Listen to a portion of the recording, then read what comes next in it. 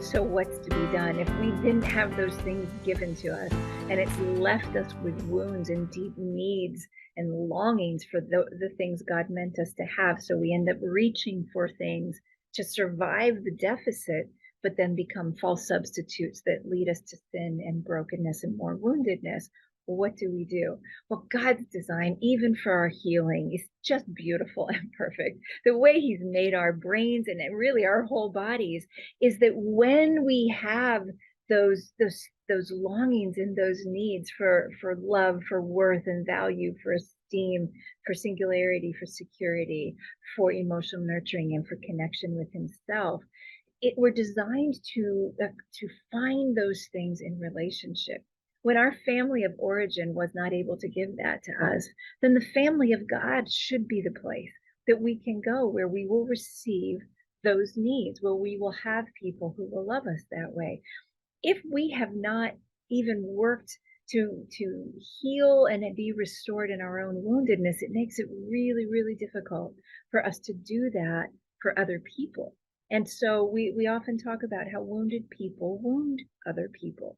And we don't do it because we mean to. We do it oftentimes without even realizing that it's happening because we're so caught in just surviving the pain of those deficits that it's very difficult to see how sometimes the very things we're doing to survive ends up causing woundedness to somebody else. I'll give a short example of that. If I am desperately afraid of being rejected because I was abandoned as a child in some way, either emotionally or physically, and I have people now in my life who are offering me love, but I am so afraid that they are going to reject me as I have been rejected, then I reject them. I keep them at arm's length, and I end up wounding them in an attempt to protect myself because of what wasn't given to me back in my past. So you can see that this is just a human reality. It's what we do. And Jesus talked about how he was talking about the little children, and the little children came to him, and the disciples wanted to keep them away. And we all know that part of the story. But then he looks out at the crowd and he says, "Woe to you who causes one of these little children to sin." And I've often thought, why didn't he say, "Woe to you who hurts one of these little children or abuses them or neglects them"?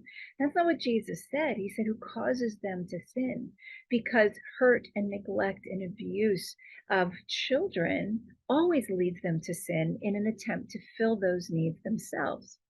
It's our humanity. It's where it goes when we do not have the things God meant for us to have. So where are those places that we can go? Where are the relationships that God is bringing to us, perhaps to try and restore something that either was lost or never given to us, that maybe we've been resisting out of fear in an attempt to protect ourselves, so that we keep ourselves from having what we most long for. That's what woundedness is. That's how it ends up wounding others. These are important ideas from Dr. Carmen. Let's see how we can use what she's described.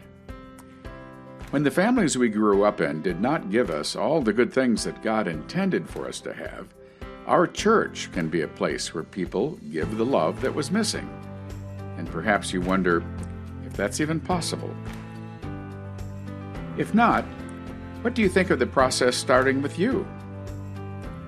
Let it be simple to get going. Just find a friend or two to join you. Go out for coffee and write down a few ways that you could care for someone.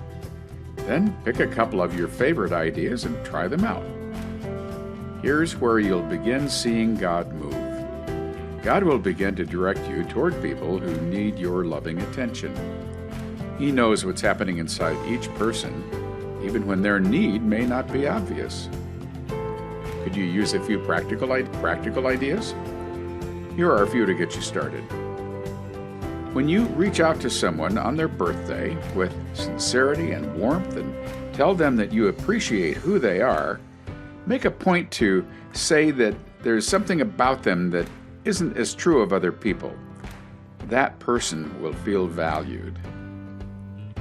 Too often, compliments are merely politeness.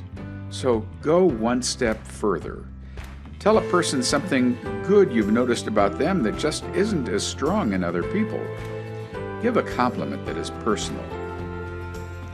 Your love will be especially meaningful when times are hard. Gently listen, without judgment or giving advice. This will, over time, help the person learn to trust and begin to open their deepest feelings. Hey, this is a good start. You and your friend can think of other great ideas. How are you feeling right now? Has our short time together today stirred you to try some new things? Or maybe spontaneously you feel caution? It might even be a physical sensation. Don't dismiss those natural responses. Pause and notice them. All of us have wounds, and each in our own way throw up defenses. We try to protect ourselves from hurt. The trouble is, those barricades can also block good things from reaching us. Whenever you feel a sense of fear rising up in you, stop. Ask God for new understanding that will lead to freedom. A good place to begin is to ask God to show you the roots of that fear. Where did it come from? And what is it doing to you? Now talk about your fears with a friend who feels safe to you. Don't try to fix anything. It's huge progress just to tell someone about your secret pain. Putting your feelings into words, especially when it's being kept safe by your friend, will do you a lot of good. Let down your defenses. Be patient. Just keep pressing ahead to discover what is behind the struggle. God knows you intimately and wants you to have wholeness. These steps are to help you get on the path to healing. Sometimes God works a miracle and heals in an instant. We found, though, that most often God heals through a process, taking time, step by step. He can heal you fully. So slow is normal. Keep moving forward with your friend. And if you come to a point when you feel stuck, you can try to meet with someone who is experienced at this kind of care, or a professional counselor. We care about helping you experience healing.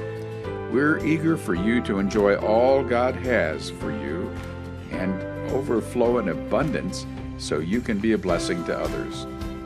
Write us with your thoughts, or if we can help.